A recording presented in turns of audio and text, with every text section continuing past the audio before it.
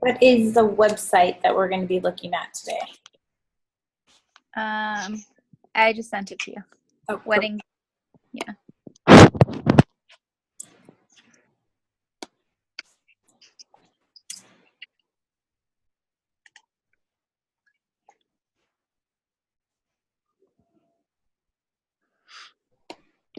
I will make a quick note for you that, well, I'll share it with you too. That if you notice up here in the left-hand corner, it says that the site's not secure. Yeah. And if you're running Google Ads at all, then they are really cracking down on that. So they will not show your stuff as much, or I'd have to ask Damon exactly, but they're really cracking down on making sure that sites are secure when they're promoting them or when you're using ads, if that makes sense, even like organically. Yeah. Perfect. So kind of tell me where you're at, kind of what you're feeling about your images, and kind of what made you want to hop on the call and do a portfolio review. Well, I'm sure I have a problem with lighting. So I was doing a lighting class before, so I know my last wedding was definitely better than my first, but I've only done like 4 weddings. Mm-hmm. My prices are not very high. They're one of the lower ones, like the other ones, but I don't get bookings. So I'm assuming it's because of my images. Could be. Okay. So let's see here. Also, how do I get that not secured thing fixed? You need a security, it's called an SSL. Trying to remember what it stands for. It's a security license, security license, yep. I'd have to, hold on. I know it's an SSL, but I don't know what it stands for. SSL certificate. I don't know if you can still see it. Anybody going to tell me what it actually stands for? Let's see here. Secure sockets layer. Whatever that means. Basically, making sure that your website is secure. And let's see. All right. Let's hop down.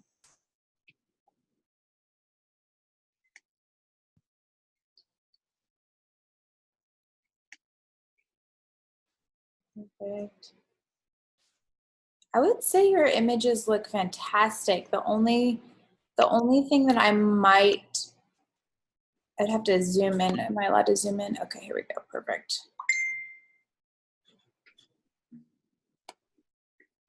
Like collectively as a whole, they're looking really great. If I was to, do a little bit of like picking apart, I would say like these over here on the right-hand side don't have quite the same editing tones, like the tone. That's my first wedding. Yeah, as the rest. And I understand that that's like naturally that's going to shift based on like if I have a client who wears a red outfit and then she changes into like a blue or a green. What's funny is that almost like the hues change a little bit. The skin tone even changes a little bit. Since I do boudoir, there's a lot more skin showing. So you're gonna have a little bit of tonality difference when you're shooting. But the key is to, when you're actually coming in and editing, to have a set style. To make sure that all your work looks cohesive. Because when someone's coming to you as a professional and they're looking for a professional photographer, they're really looking for someone who, just by having something, they're not confused as to what they're going to get. Am I going to get like cool tones? Am I going to get this warm, like peachy tones? Am I going to get these like, cyan tones? Like where in that what am I going to get? And this is all going on like subconsciously in their brain. They're just seeing, not like a consistency. Yeah. And yes, exactly. There's not consistency. And so it's kind of like, confusing and they're kind of like, well, I don't know. But when there's consistency, I mean, you've seen the people who advertise, to make your Instagram look amazing. And the reason why that's so attractive to people is it's very consistent and their eye is just drawn to it. So the same difference is going to be in your portfolio, what you're presenting. Now, you may do some different styles and you may custom edit some stuff for clients based on what they're wanting. Maybe they want a little bit more cool tones once they've actually, you've sat down with them and figured out what it is that they want. But when you're presenting a portfolio, you really want it to be consistent across all of the images so that they know exactly what they're getting. And I would say you're actually really close on that. I would say these seem like they're pretty close. These two stand out as not so much. Yeah. This one matches, and I feel like this one matches, and this one pretty close. I would say this one's a little dark for me, and this one's a little bit too dark. The other ones are real kind of light and airy. Yeah. I would say this one could use a little bit more like contrast and vibrancy, in my opinion. But let's zoom in a little bit here.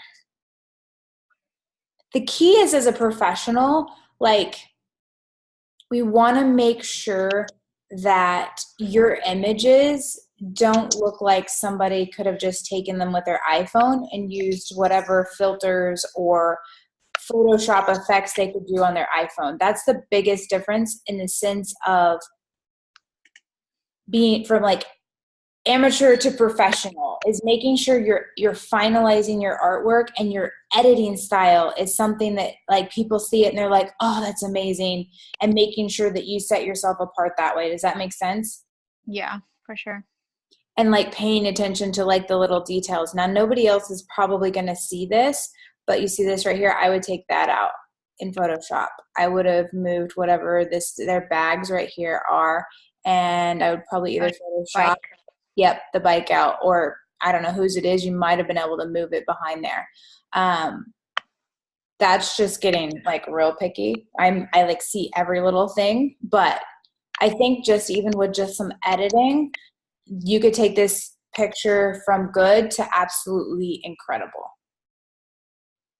And I think that's kind of the biggest thing that most photographers are missing. Well, when you go from amateur to professional, I feel like amateurs might be good at taking pictures, but if you're not finishing them, if you're not finalizing them and editing and creating your own signature style, and it doesn't mean that nobody else has that style.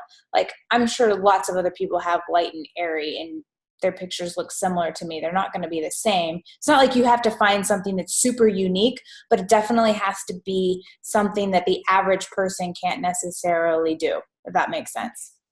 Yeah.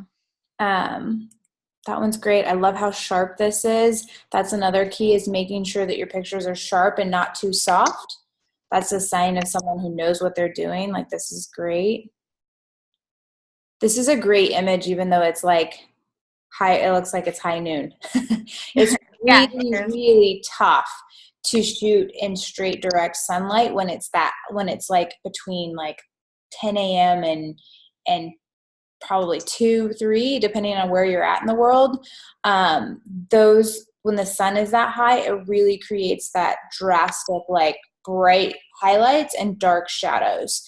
And sometimes that can cause, here, this is great because you've got her chin tilted up, but if they were looking at you, the sun being up that high creates really big shadows right here under their eyes, and gives them kind of really dark eyes. So you have to be real careful of that. The way you can avoid that is, if you have to shoot in sun like that, make sure you're using a fill flash or a reflector. Yeah, I do have some of those pictures Yeah, and you can kind of see the difference in the cool tones. These are kind of more a bluish. Yep, you can kind of see how their eyes are shadowed. Yeah. See that? Yeah.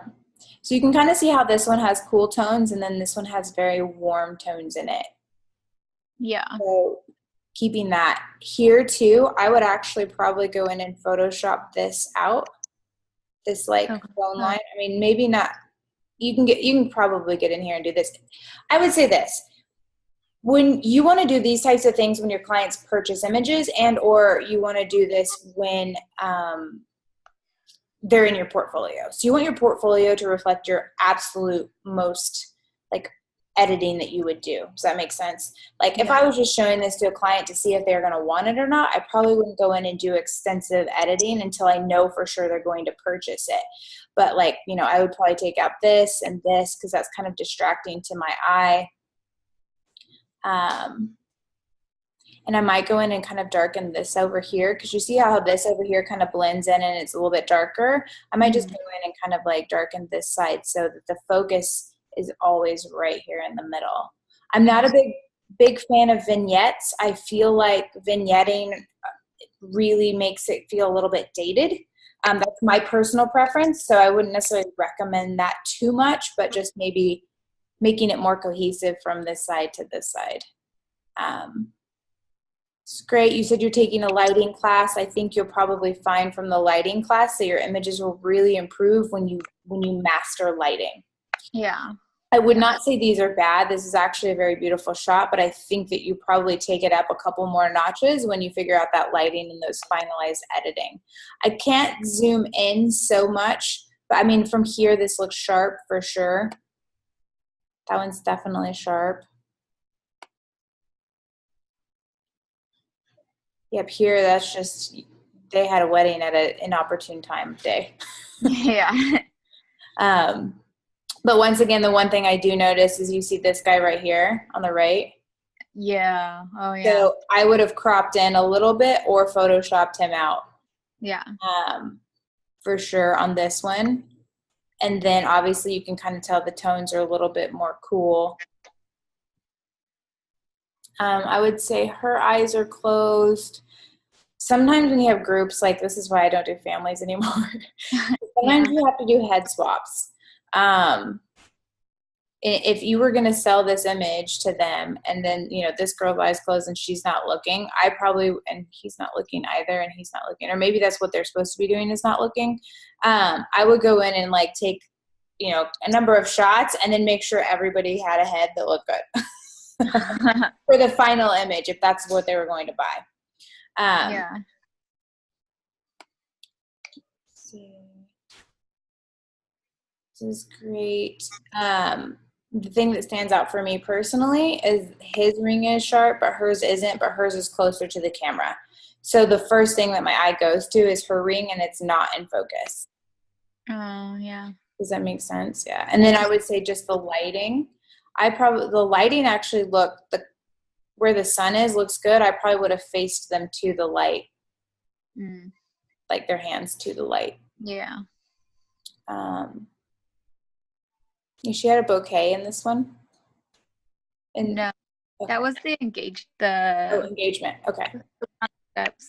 Yeah. This one's really fun. I like the angle that you decided to do. I might go in and, you know, like kind of fix like right in here. Like if you're going to show it in your portfolio. Yeah. Like, or if they were going to buy the image, then I would probably go in and kind of fix, it looks like she's got a pink like hairpin or something like that. So I'd fix this right here. And then I would probably fix this right here. Oh, okay. That distracts me a little bit. I think other than that, I mean, you could get really kind of technical and fix like these little spots right there and then maybe copy and clone like this strip right here so that doesn't catch your eye. But other than that, I would just say bumping up maybe like the contrast a little bit. I wonder if it will let me.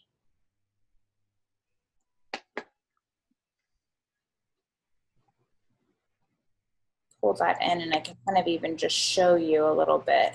That might be helpful. I'm a visual learner myself. Let me make sure I'm sharing my desktop so you can see. I'm more of a visual learner, so help. Do you edit in Photoshop or Lightroom? Both. Okay. Mostly Lightroom. So this is like one of my favorite is curves, the curves adjustment in Photoshop, because you can watch how much vibrancy can change just by moving this. You see how the colors deepen and you get a lot better contrast. Oh, yeah. Yeah. And then over here, you can kind of pull it just a tad, like lighten it. Like this right here kind of brightens or darkens. And then you can see the difference. See how yeah. kind of almost kind of muted? It's almost like there's like a gray like filter over it, and then it pops. Yeah. Yeah. Yeah. And it Yeah. just deepens and richens those colors. And like you can even see it in their hair and his jacket, how it really just gets that really deep, more deep color, that more deep black that really pops. So going in and making sure that, I think a lot of people miss out on using curves and then using whites. Your whites and your black balance. I do my white and black balance typically in Lightroom and in my initial edits, and then but here you can do that with curves. Oh, yeah. As well. Like I might even come in and kind of just barely like, I don't use dodge and burn. My retoucher does all my stuff, but she has a technique that's really good. Did you watch that free retouching class? Yeah. Okay, because she has that dodge and burn that maybe you might come in just a tad, like right in here. I wouldn't worry about it too much, but you can definitely see the difference in how that makes, like, in my opinion, it makes a big difference. Yeah. So I think it would make that image just pop off the screen even more. And then there's that one. That's great. Wish his eyes were open, but you know. And then I think you'll just find that like when you, just do it again, go in and play with that a little bit. Just a tad. This one's like not as much. I would say just go in and play with the colors a little bit too, like maybe warming it up a little bit. Maybe a little too much red. But you can kind of just see how you pull in the colors. That's very subtle. Yeah. Very subtle on that one. Just so all your stuff has the same tonalities. Oh, this one would be fun. Okay, hold on.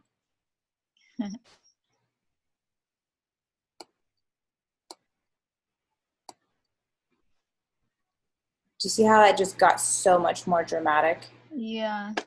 Yeah. Huh. So there. Oh, yeah. Yeah, it's a lot better. It's just so crazy, like how just doing that like changes things.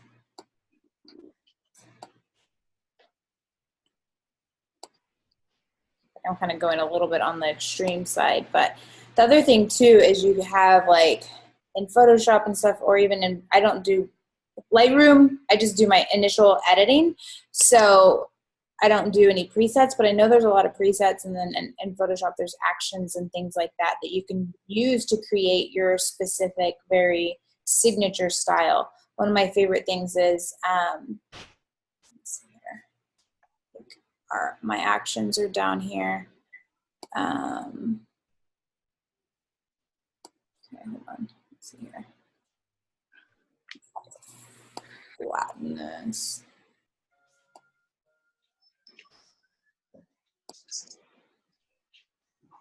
Command is not currently available. Well, why isn't it?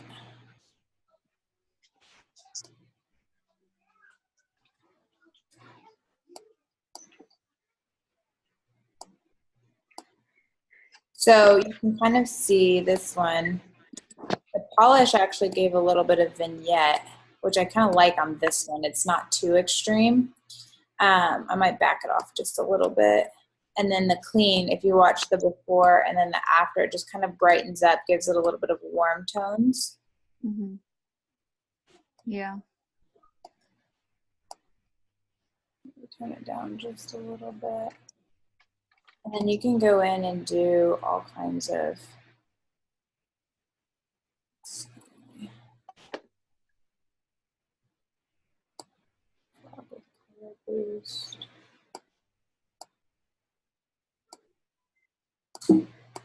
don't know what. I have to ask her what's going on with this.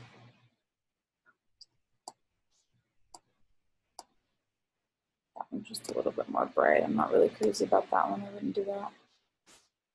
But let's see here. Let's look at the beginning and then the end. Yeah, that's awesome. So just really getting dialed in. You can see how much her blue and her red heels pop.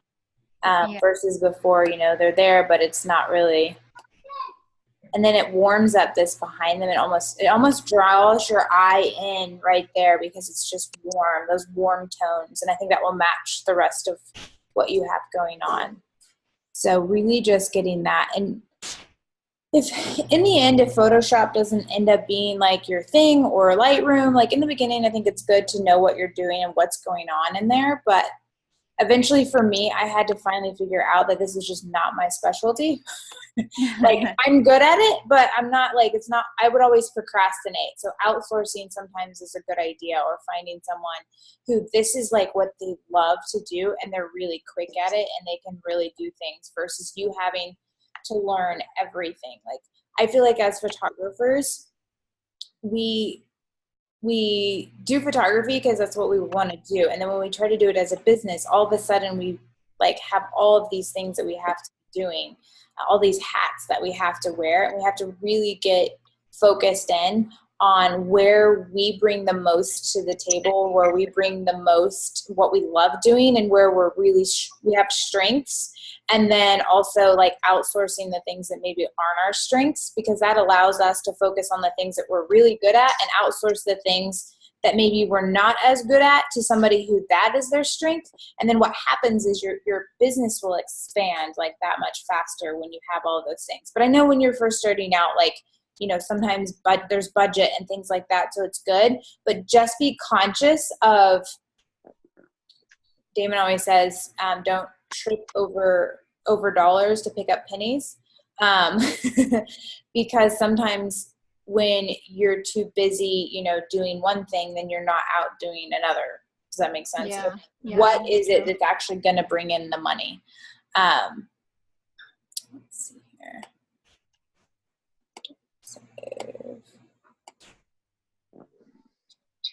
So those, based on the portfolio that we're looking at here, those are the recommendations that I would definitely make. I mean, obviously this one is great, but I don't know that I would necessarily use it because you can't see her eyes.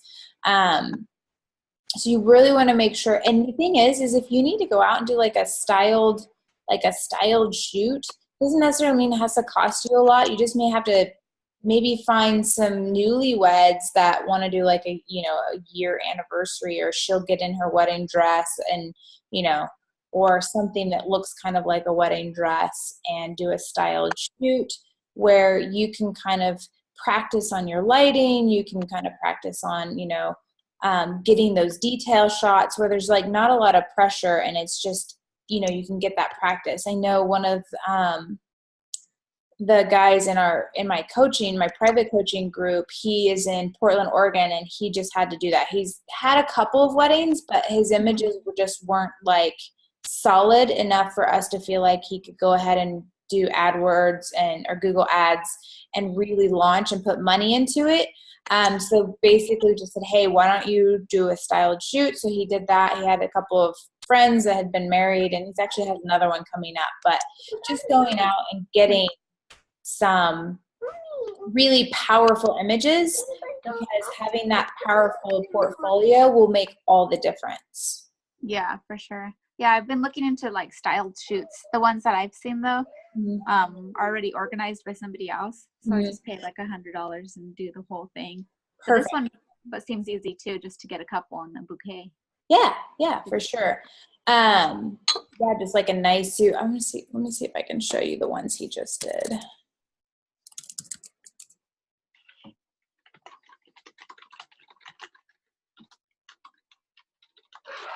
This was the couple that he just did. And what I did is with him, I just made a Pinterest board and made some suggestions on what I thought. For him, he had a lot of detail shots and he didn't have a lot of, when you're doing weddings, you really want to capture emotion. Like you want the people to look like laughing, people who are in love. I actually saw randomly, I think somebody asked to join my group and I was looking kind of to see what type of photography the guy did. And he had a video on his website that was from like a styled shoot where people got together and then somebody within that did a video of the styled shoot. But the problem was is the two models that they chose were very trying to be, and maybe this was what they were going for, more Vogue, very kind of like serious and kind of like sexy and fierce. And for me personally, as someone looking for wedding, I want to see love. I want to see laughter and joy. And that to me didn't translate. Yeah. So I just remember that thinking, oh gosh, like this video is amazing. But if you're using it to promote wedding photography or like it, to me, it felt very stiff and like kind of trained to be more like fierce and sexy versus like a couple in love. So when you're taking those styled images too, think about that. Not so much like magazine style, but like really capturing emotion and love and laughter and joy. Yeah. Like you can see this one. I love this one. He just looks so happy. It looked like they just got, you know, kissed the bride and then they were laughing.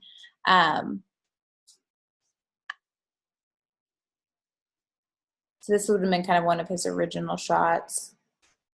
And then you can see he just had on a simple dress, but it was so pretty.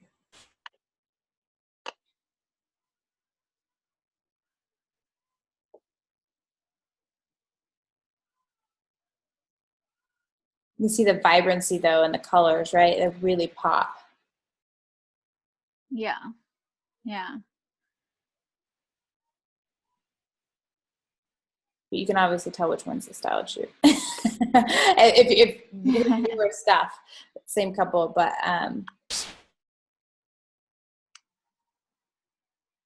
love that one.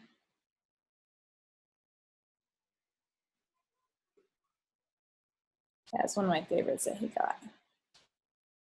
Yeah, that one's really cute. I like that. And then even like detail shots. You see how this is like in the background, but it like really, you're like, oh, that's so pretty. I want a shot like that with the back of my dress, you know? And so yeah, that's kind of like the styled shoot. If you can get someone who they already have it set up and it's $100, I mean, that's great. For Josh, I don't think he could find anybody that already had one set up, and it's kind of somewhat of a headache to get like, you know, the whole like setup, like the table and then all of that stuff. I know they kind of go over the top, so which is great if you can get in on that. But trying to actually be the host of that, I was like, that would be just too much probably right now. Yeah. Awesome. So what other questions? Anything else? No. Portfolio? I don't think so, no. Okay. Awesome. So what do you feel like was most helpful just going through that together? The small things. I always forget to look for those small little touches like in the background, like the trash cans and the bags. I always forget about editing those out. So that's a good idea. I should start doing that for sure. Fantastic. Great. Awesome. Okay. All right. Thank perfect. You're very welcome. Well, you have a good rest of the day. We'll talk to you soon. Thanks. All right. Bye, You Susie. too. Bye.